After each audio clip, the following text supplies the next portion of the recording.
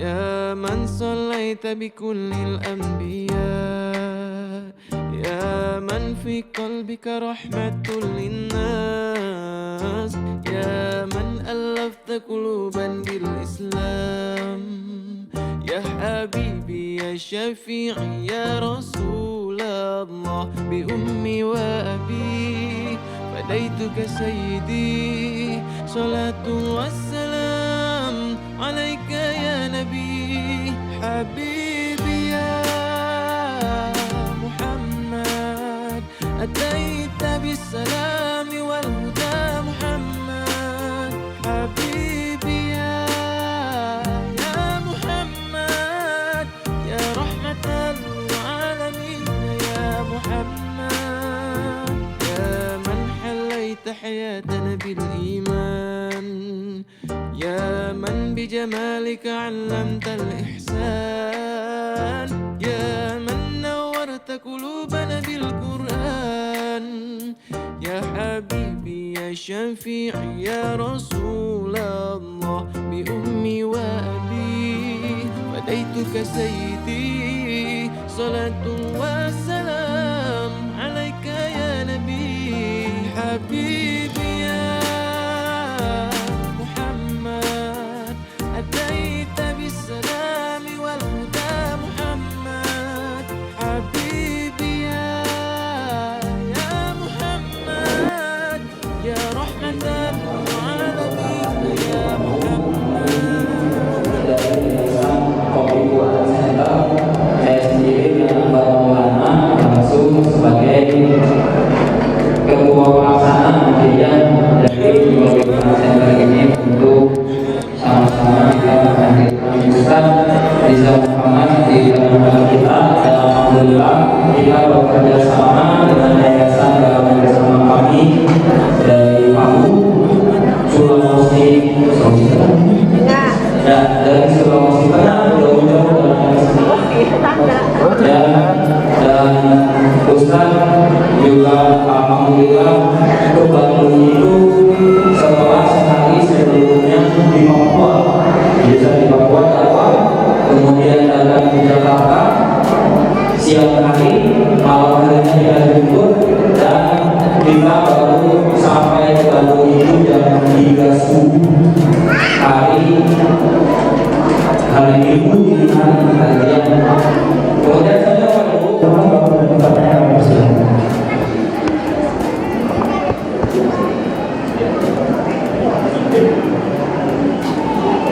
أعوذ بالله من الشيطان الرجيم.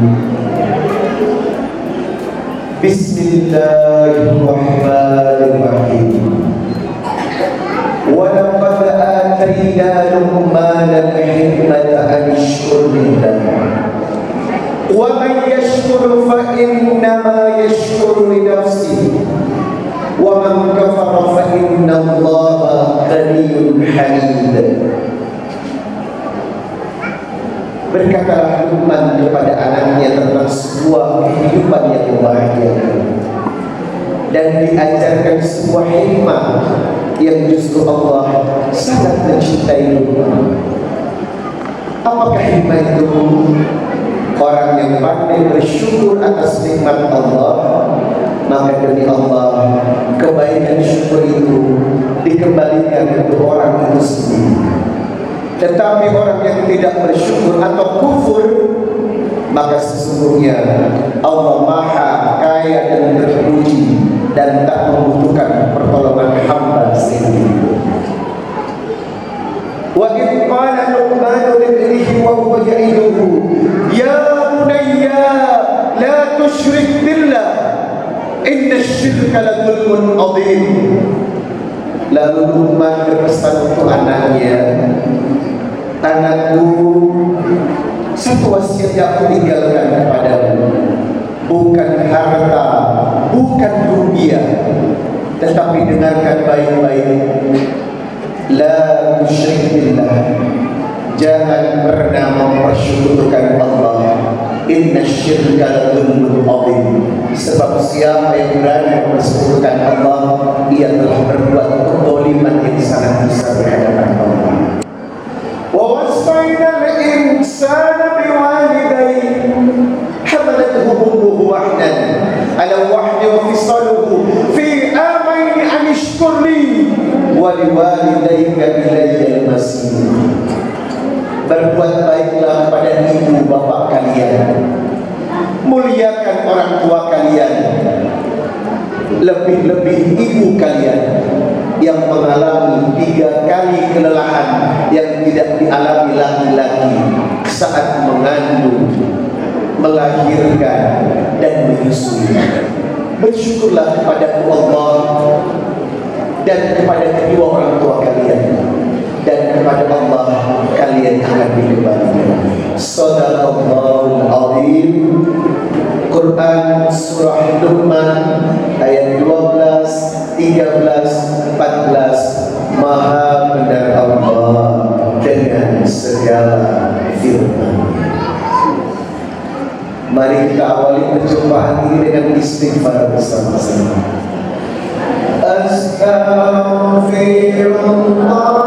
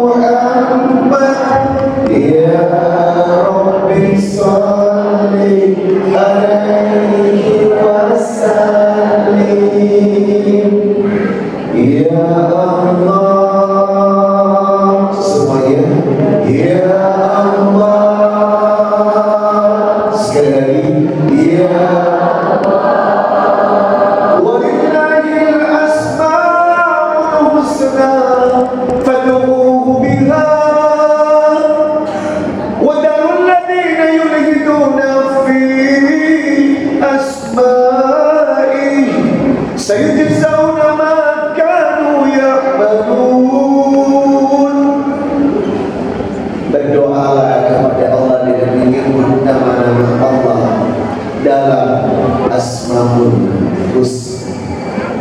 Ya Allah, ya Rahman, ya Rahim, ya Malik, ya Qudus, ya Salam, ya Mu'min, ya Mu'aymin, ya Aziz, ya Jabbar, ya Mutakabbir, ya Khalid, ya Malik, ya Musawwir, ya Ghaffar, ya Qahhar, ya Wahhab, ya Razzaq, ya Fattah, ya Alim, ya Qabil, ya Basir, ya Khafi, ya Rafi, ya Mu'iz, ya Mudil, ya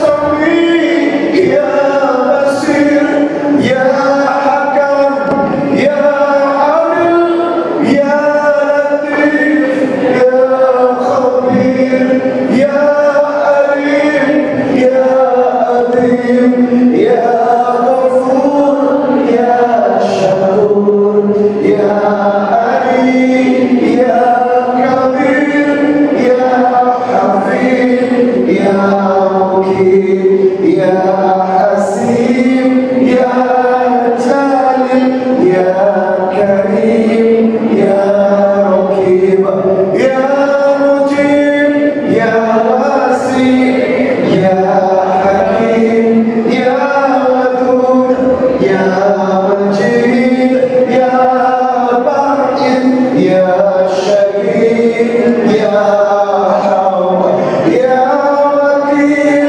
ya Qawi, ya Matin, ya Wali, ya Amin, ya Muhsin, ya Mubdi, ya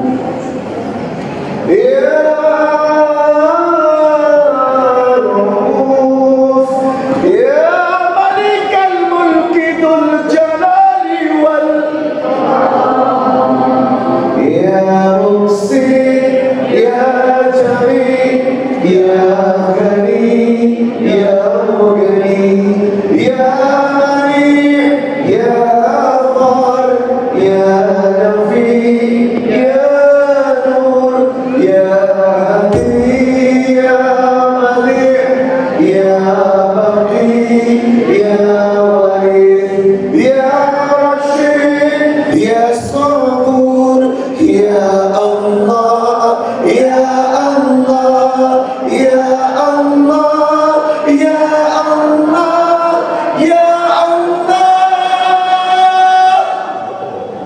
Amin. Ya Rabbal. Semoga yang membaca doa ini insyaallah Allah mudahkan semua urusan hidupnya. Rasulullah sallallahu alaihi wasallam bersabda, "Wala abad syamsu qattu illa bu'itha bi jabal bai'a malakani yunadiyani yusmi'ani ahlal ard."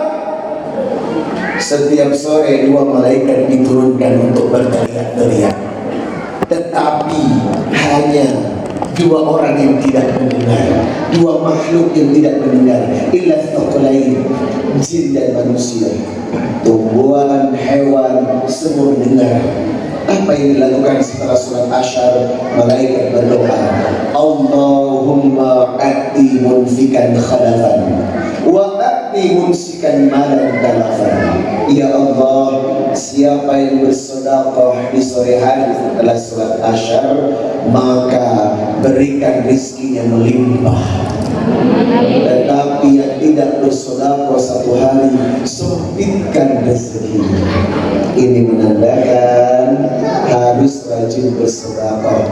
Lebih-lebih waktu yang paling afdal adalah setelah sholat Asyar. Setelah berzikir, kita bersedekah dulu yuk. Keluarkan uang terbaiknya. Semoga yang bersedekah dimudahkan rezeki. Silakan tim untuk hadir membawa kantong ajaib, masukkan di kantong ajaib. Insyaallah rezeki Anda bertambah. Ustaz, kenapa ada kantong ajaib? Coba Anda buka surah Al-Baqarah 261. Mathalul ladzina yunfikuna amwalahum fi sabilillah kamathali habbatin ambatat sab'a sanabil fi kulli sumbulatin mi'atu habbah wallahu yudha'ifu liman yasha wallahu wasi'un alim. Siapa yang bersedekah akan diganti 700 kali lipat. Yuk sambil bersolawat kita bersedekah. Sallallahu ala Muhammad. Semuanya sallallahu alaihi wasallam. Lebih semangat. Sallallahu ala Muhammad. Sallallahu alaihi wasallam. Ya Nabi salam alaika, ya Rasul salam alaika, ya Habib salam alaika. Salawatullah alaika. Sekali lagi, sallallahu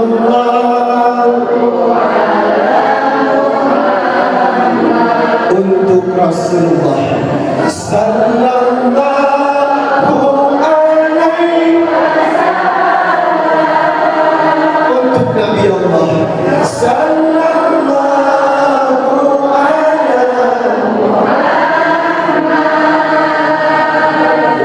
sallallahu alaihi wasallam. Jamaah, oh jamaah, alhamdulillah. Kumaha dalam sedayana? Baru belajar bahasa Sunda. Ternyata bahasa Sunda itu keren banget gitu loh. Asik di telinga. Jamaah, jamaah, selama ini nonton gue cuma di TV, di infotainment, di handphone. Sekarang sudah melihat aslinya dan ternyata OMG, Allah. Jemaah sehat? Masya Allah. Semoga cocok dengan namanya. Insya Allah yang duduk di sini adalah hamba-hamba yang soleh dan soleha. Yang saya hormati Ustaz Dan, syukran jazakallah khairan jazak sudah mengizinkan Al-Fakir hadir di tempat ini dan bisa menatap hamba-hamba Allah yang baik hati ini. Yang saya hormati Ketua Yayasan Bapak Ustaz Fajri yang mana ahli cerah di beliau ya. Masya Allah, syukran sudah mengizinkan saya Ustaz Hijrah hadir di pesantren yang cantik ini, dan semoga hari ini bisa mengambil hikmah di balik pertemuan yang bukan kebetulan, sebab hari ini telah tercatat 50.000 tahun yang lalu di Lauhul Mahfuz adanya perjumpaan hari ini. Ibu, materi yang akan saya bawa adalah menciptakan generasi yang berakhlak Qur'ani. Yang namanya generasi itu adalah keturunan yang lahir dari bibit bobot yang unggul. Betul? Mohon maaf, Ismail tidak akan tercipta melainkan lahir dari ibu yang taat Hajar dan seorang ayah yang baik, Ibrahim. Nabi Isa pun tidak akan lahir melainkan dari wanita yang suci bernama Maria. Setiap wanita yang baik, taat, suci, demi Allah dia pasti melahirkan keturunan yang suci. Jemaah, coba Anda lihat surat As-Saffat, surat 37 ayat 100. Ibrahim merindukan seorang anak karena anak itu adalah perhiasan. Betul? Rumah tangga menikah bertahun-tahun tanpa anak pasti akan merasa kesepian. Betul? Dan ibu pun kalau ketemu teman yang ditanya bukan berapa mobilnya, berapa rumahnya, setiap pertemuan selalu ditanya. Itulah kenapa anak perhiasan. Tak ada anak dalam rumah tangga, sedih. Coba Anda buka Ali Imran ayat 14. Zuyyina linnas hubbus syahawati minan nisa wal banina wal qanatiril muqantarati minad dhahabi wal fiddati wal khairil musawwamati wal an'ami wal harth dzalika mata'ul hayatid dunya wallahu 'indahu husnul ma'ab. Dunia itu perhiasan. Makanya banyak orang yang mabok dengan dunia karena dunia itu menyilaukan. Bapak tahu godaan laki-laki itu apa? An-nisa alias bergembira. Kalau sudah ngomong soal perempuan, masih ingat cerita artis yang kemarin ketahuan selingkuh? Tak usah dibahas di tempat ini. Jemaah, godaannya seorang istri itu apa? Emas, perak, dan juga duit. Jemaah, biar kata suami jelek yang penting selalu kasih. Biar kata suami hitam legam yang penting selalu menghasilkan. Biar kata dia tidak pulang 2 hari 3 hari yang penting sebelum pergi ninggalin rumah. Jemaah, secara suami kadang tidak terlalu penting, sebab yang penting adalah astagfirullahaladzim. Itu kata mereka. Betul. Di sini nggak ada. Nggak ada Pak, nggak ada yang nggak suka duit. Jemaah, jadi sudah wajar hidup di dunia ini godaannya banyak, laki-laki perempuan. Seorang istri adalah duit, harta benda, dan salah satu di antaranya adalah anak. Anak adalah perhiasan. Itu kenapa Ibrahim pun tetap fitrahnya sebagai manusia, lama tidak diberikan keturunan, menikah dengan Sarah, tidak punya anak, lalu menikah dengan Hajar. Dia berdoa, Rabbi habli minas shalihin. Dikabulkan. Wabasyarnahu bigulamin halim. Aku hadirkan seorang anak yang baik bernama Ismail. Ini menandakan anak adalah perhiasan. Oleh karenanya bersyukurlah seorang ibu yang memiliki anak. Tetapi ingat, bukan sembarangan dalam mencetak anak, sebab anak harus menjadi syabun nasa'a bi ibadatillah, anak-anak yang taat dan mengabdi kepada Allah. Di bangsa ini, kalau generasinya bobrok, maka hancur negeri ini. Jemaah, anak itu amanah yang luar biasa yang harus Anda sadari untuk dikelola secara baik. 5 tipologi anak menurut Quran, tolong pahami agar Anda tahu di mana posisi pendidikan Anda untuk mengolah Anda sekarang. 5 tipologi anak. Yang pertama, anak itu adalah fitnah. Anak itu ujian. Ibu, anak itu ujian. Coba Bapak buka surat Al-Anfal ayat 28. Wa'lamu annama amwalukum wa auladukum fitnah wa annallaha indahu ajrun 'azim. Ketahuilah, anak-anak yang Anda punya adalah fitnah. Kenapa fitnah? Bisa jadi Anda terlalu cinta berlebihan kepada anak, tetapi nomor 2-nya Allah. Kadang dulu belum punya anak tahajudnya rajin.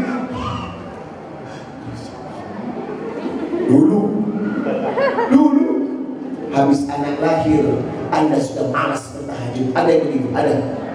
Yang mana orangnya? Yang mana?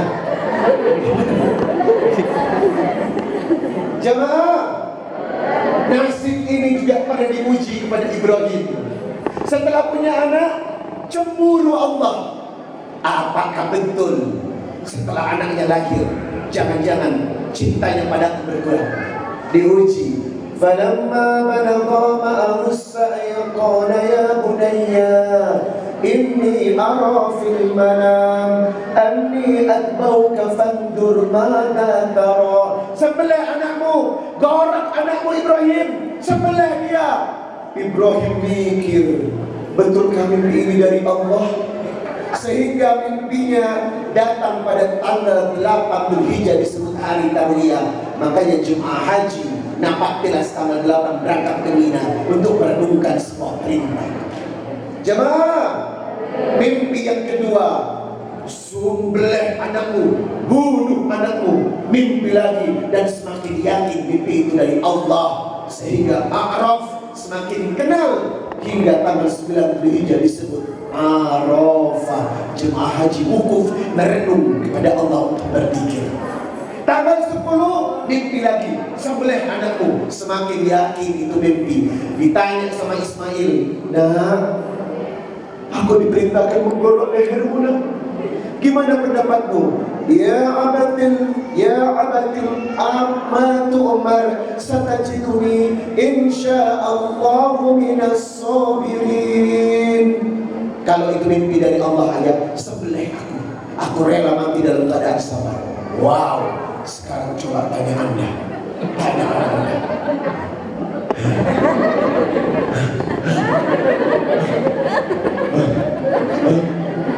Jawaban dia tidak mau, saudara-saudara. Kenapa dia tidak mau?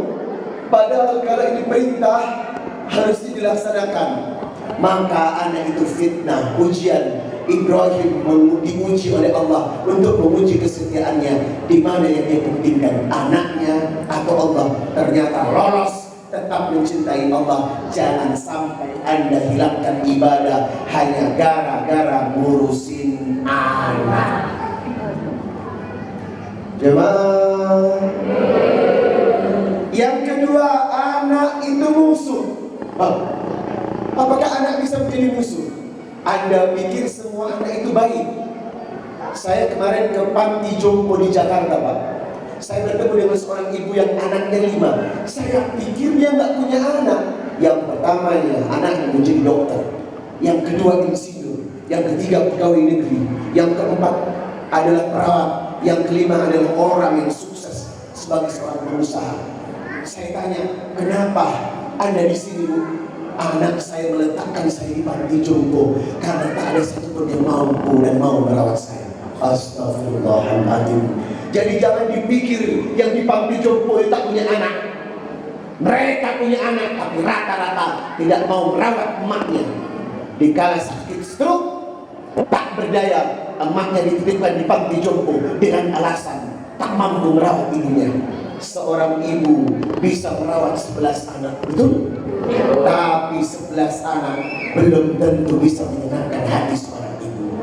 Ini menandakan anak itu musuh. Coba Bapak buka surat An-Taghabun, surat 64 ayat 14. Ya ayyuhalladzina amanu inna min azwajikum wa auladikum aduwwun lakum fahdharuhum wa in ta'fu wa tasfahu wa taghfiru innallaha ghafurur rahim. Sesungguhnya istri dan anakmu bisa menjadi musuh. Ibu, Nabi Nuh istrinya menjadi musuh, betul? Ibu, Nabi Lut istrinya menjadi musuh. Dan bisa jadi istri Anda juga akan menjadi musuh. Halo, apakah istri-istri ini bisa menjadi musuh? Jangankan istri-istri ini, yang sudah tertarbiyah dengan Nabi Nuh dan Nabi Lut pun bisa menjadi musuh. Artinya apa? Wanita dan istri bisa membawa dua perkara, yang satu surga, yang satu jamaah. Anak itu musuh. Kemarin saya ngisi TV One, Pak, diberikan untuk memberikan statement pada masyarakat. Seorang anak memenjarakan ibunya 1 tahun gara-gara pembagian warisan yang tidak adil menurut dia. Ibu yang melahirkan dan dipenjara 1 tahun. Gila gak sih? Dan kemarin seorang bapak dilaporkan ke polisi gara-gara mencuri uang 7,5 juta di kota anaknya yang membuka usaha baju. Hanya gara 7,5 juta bapaknya dilaporkan ke polisi. Sedangkan orang tua yang mencuri orang tua yang mencuri uang anaknya, berapapun jumlahnya, itu bukan mencuri. Sebab demi Allah takkan bisa membayar 1 tetes air susu pun yang ditunaikan kepada anaknya. Betul? Maka kalau Anda salah dalam mendidik anak, bisa jadi anak Anda akan menjadi musuh di masa depan nanti. Jangan biarkan hal itu terjadi. Bukankah legenda sudah terjadi? Maling kunduang yang dikutuk menjadi batu. Betul? Jadi nanti ibu kalau ke Sumatera Barat lihat maling kundang, patung itu masih ada. Ini menandakan dari zaman dulu anak bisa menjadi musuh kalau Anda salah dalam mengasuh. Jemaah, yang ketiga, anak adalah amanah. Coba Anda buka surat At-Tahrim, surat 66 ayat 6. Ya ayyuhalladzina amanu qu anfusakum wa ahlikum nar wa quduhan nasu wal hijarah. Jaga istrimu, jaga anakmu dari api neraka. Sebab apa? Pendidikan pertama yang diamanatkan kepada anaknya bukan masalah ilmu eksaks atau ilmu dunia, tetapi ilmu agama. Ya bunayya la tusyrik billah inna syirka la dzulmun adzim. Maka wajib pesantren ini berdiri. Wajib pesantren ini ada. Karena apa? Negeri ini sudah mencetak orang pintar, tapi sedikit mencetak generasi yang berakhlakul karimah. Betul? Jadi pesantren ini bukan cuma alternatif, Pak. Pilihan pertama kalau anak Anda ingin selamat di dunia wal akhirah. Buat apa pintar kalau kurang ajar? Buat apa bagus ilmu dunianya kalau ngomong sama orang tuanya tak beradab? Betul? Ngapain? Yang kita cari adalah anak-anak yang berakhlak dan taat kepada Allah. Jemaah, yang keempat sudah dijelaskan di awal, anak itu perhiasan. Dan yang kelima, anak itu adalah penyejuk jiwa. Surat Al-Furqan ayat 74. Walladzina yaquluna Rabbana hab lana min azwajina wa dhurriyyatina qurrata a'yun waj'alna lil muttaqina imama. Aduh, senangnya punya anak yang penyejuk jiwa, sabar, santun, berbakti, lembut, taat, sampai ketika dewasanya ia menjadikan orang tuanya sebagai ratu dan raja. Karena ia tahu bagaimana memperlakukan orang tuanya menurut Quran. Maka mulai hari ini didiklah anak kita untuk mengenal Allah secara benar. Sebab pendidikan pertama bagaimana menciptakan anak untuk taat kepada Allah. Jemaah, terakhir, apa ciri-ciri anak yang soleh dan soleha? Surah Al-Kahfi ayat 13. Nahnu naqussu 'alaika naba'ahum bil haqq innahum fityatun amanu bi rabbihim wa zidnahum huda. Anak yang sukses dan soleh, anak yang menjaga imannya kepada Allah. Halo guys. Halo guys. Jaga pandangan ya. Jangan jaga sikap ya. Jangan seperti anak-anak kota.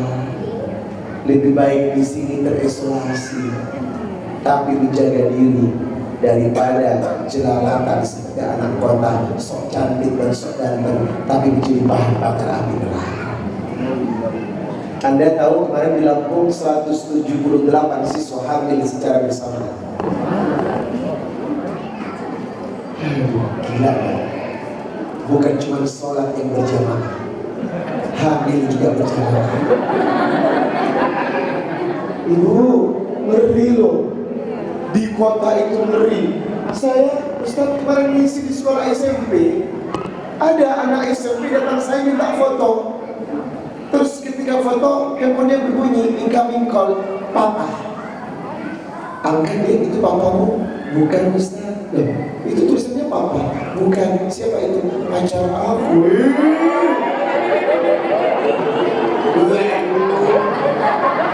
Pacar kok papa. Manggilnya mama. Punya anak macan. Aduh, ngeri. Pergaulan anak sekarang ngeri luar biasa. Mereka sudah terbiasa dengan budaya-budaya barat. Papa mama, anak SMP loh. Papa di mana? Aku mau ke kantin, Pak. Temenin aku, Pak. Ih, geli aku. Kalian enggak kan? Enggak kan? Jangan. Generasi ini kenapa mudah dihancurkan? Karena fondasi agamanya yang lemah. Lalu kenapa ada rencana menghancurkan generasi? Tak perlu membuat orang murtad. Sebab apa? Kehancuran agama di satu negeri dengan cara hancurkan generasi pemudanya. Kalau sudah generasinya hancur, kemaksiatan perzinahan di mana-mana, secara otomatis negeri akan hancur secara bertahap. Maka hari ini semoga anak-anak kita terlindung dari kejahatan dan fitnah dunia. Amin.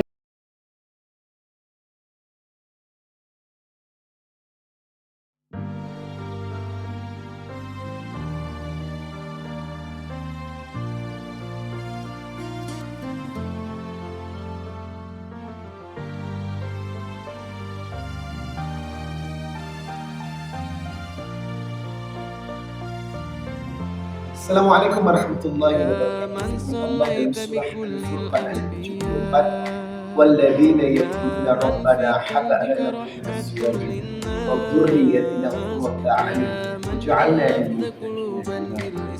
Tugas ayah dan ibu adalah menciptakan qurrata a'yun, keturunan atau anak-anak yang menunjukkan jiwa, dan itu tidak mudah, perlu perjuangan sebab anak adalah amanah yang luar biasa.